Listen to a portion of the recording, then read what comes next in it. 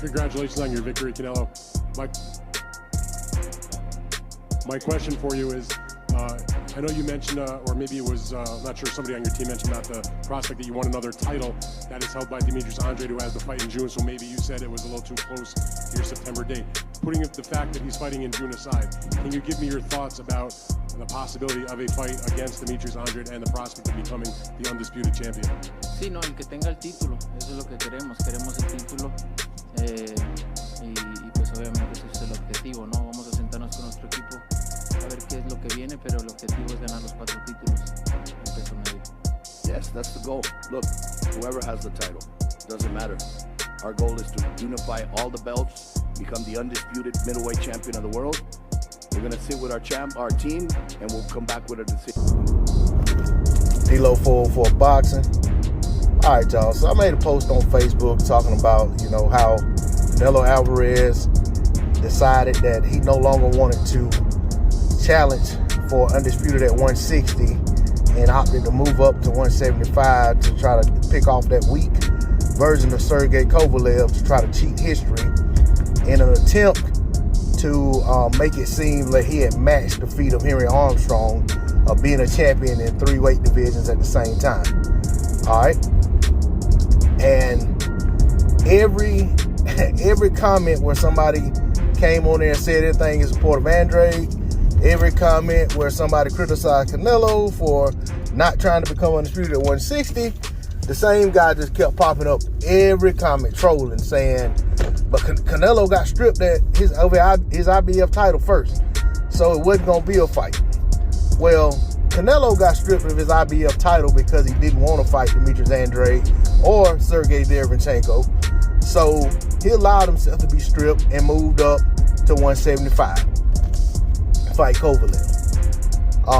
Had Canelo wanted to fight Demetrius Andrade for Undisputed, I'm sure the IBF would have allowed him the opportunity to do so. And the reason I say that is, if you look at Bud Crawford, when Sergey Lipinets was trying to get that fight for the IBF title versus Bud, the IBF gave Bud an exception and let him fight for Undisputed versus Julius Ndongo. All right. Errol Spence Jr. had a mandatory for the IBF. I think it was this Abdukharov cat, but I'm not sure. But whoever it was had been dual mandatory when Errol Spence made the fight with Sean Porter to unify the WBC and IBF titles.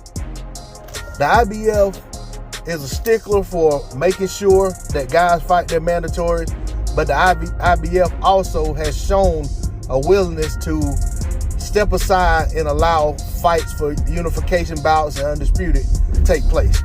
So that excuse does not hold weight. The man clearly said that after the Danny Jacobs fight, that he would explore whether or not they would have a discussion and decide whether or not they were going to fight Andrade.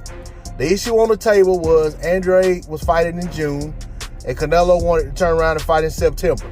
So they were looking at whether or not that date would work if Andrade was going to be able to have such a quick turnaround.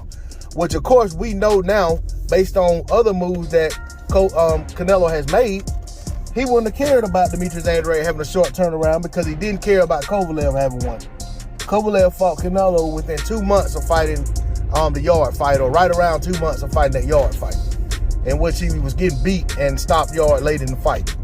So I don't give Canelo a pass for not taking on Demetrius Andrade for Undisputed at 160 because he allowed himself to get stripped. There was a method to the madness. I don't care about the talk about Oscar De La Hoya intentionally let him got stripped, this, the other. If Oscar intentionally let him got stripped and intentionally didn't let the fight with Deryvanchenko happen, it was because Oscar was trying to protect Canelo, and Canelo was perfectly okay with it. At the end of the day, Canelo was waiting on Anthony Yarde and Sergey Kovalev's fight to take place to assure that that Kovalev got the win so that he could go ahead and fight Kovalev and get that title. I don't even think Canelo wanted to fight Anthony Yarde just because of the athleticism that Anthony Yarde displayed. Even though he was very green, he was still very athletic and he was young. And those are two things that Canelo typically stays away from. That's all I got to say on the subject. D-Lo 404 Boxing. Like, share, comment, subscribe. I'm out. Peace.